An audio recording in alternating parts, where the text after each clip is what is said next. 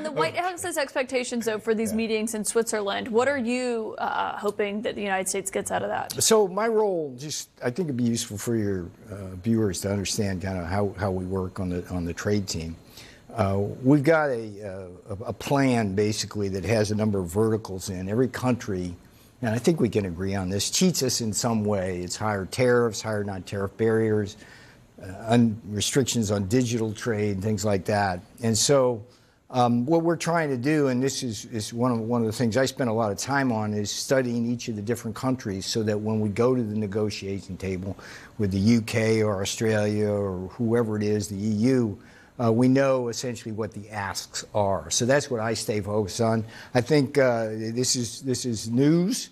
We're going to let, I'm not going to get ahead of Secretary Besson. Let's see what happens.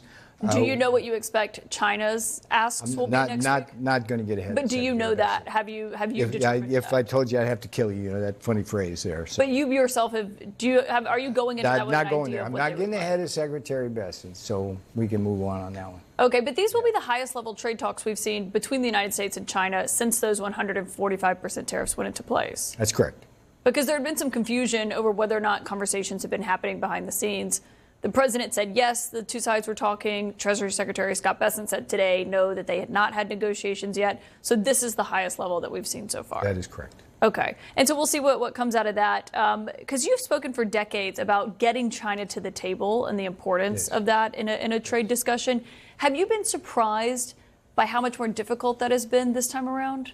Was it more difficult? No, what I think is important for the American people to understand is that the international trading environment, by design, through the World Trade Organization, systematically allows all other countries to cheat us. But by law, at the WTO, they can have higher tariffs than we have. So Germany charges us 10% on autos. We charge them 2.5%.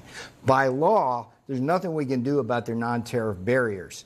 And so we're in a situation now which is historic. The American people should be very proud and encouraged by what President Trump is doing, because he's finally standing up for literally decades of the exodus of our factories and jobs because of unfair trade.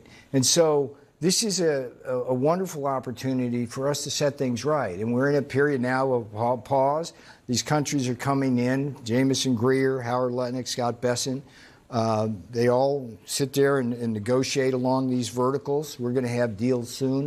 And it's going to be a really great thing for the American people. For the people that you say should be proud and encouraged by what's happening, how soon can they expect a trade deal?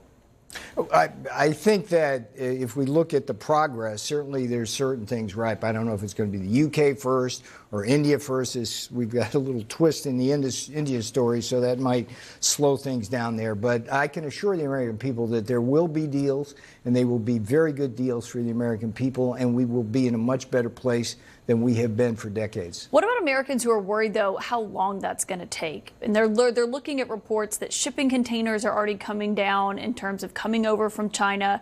They're worried about having enough supply. They're worried about empty store shelves, not having enough back-to-school supplies, for example. What do you say to people who are worried that this is going to take too long? I would ask American people to look at the broad scope of the policy. So we have the biggest and broadest tax cut in American history coming, and I would say every American household, kind of in the middle of the thing, is $5,000 or more purchasing power. We've had oil prices fall down now in the low 60s.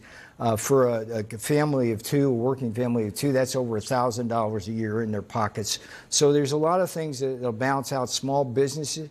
They're going to see a tremendous reduction in the regulatory burden. So this country, I mean, we proved it. See, this is the thing. But how long does that take to kick in? Well, we do it in Trump time. It'll be as quickly as possible, and some things will move faster than others. But I can tell you this, let's take the tax cut. You want to know what Trump time is. It depends on the thing. I mean, look at the tax cut. Did anybody think at the beginning of this administration we'd have the biggest and broader tax cut poised to pass within months? No. They thought it would take a long time. Congress it is TBD. They give us timelines. But remember the dynamics of this, Caitlin, and I think we'd agree on this. The Democrats are in this bind. If we don't get a deal, then they are going to be responsible for the biggest tax hike in American history. Because when that stuff comes off, you're going to have a tax hike of unprecedented proportions and a recession that will be inevitable. But on the other hand, if we get this tax bill passed, that will guarantee that we won't have a recession because it'll come in just beautifully. And by the way, I mean, there's a disconnect between what people are saying about the economy and what the data is saying. The data is strong. Can I ask you on that, though? Because one, sure. You said biggest tax hike in American history. I mean, that's what the tariffs are equating to right now that Americans are saying. And two, I'm not sure the American people will blame Democrats if Republicans control the Senate, the House, and the White House. Stay with me on this. Tariffs are not tax hikes. They're going to be tax cuts because the tariffs are going to help fund the tax cuts. And we've gone through this analysis before. We could have sat here during term one.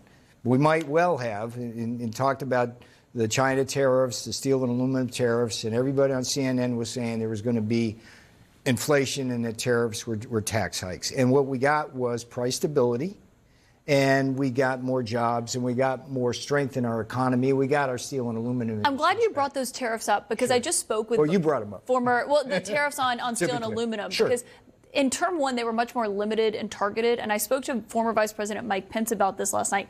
He supported that on China. Yeah. He says going this big and this broad is not a win for the American people, and he's very concerned about what this is going to result in. So Mike, I loved Mike during the first term, but he really squandered his political career, and part of it was the fact that he's chief of staff, somebody who appears frequently here, Mark Short, got him on this free trade rather than fair trade thing, and it's been a downward spiral ever since. He's been disowned by the entire MAGA movement and Republican Party. Not because of his views on trade.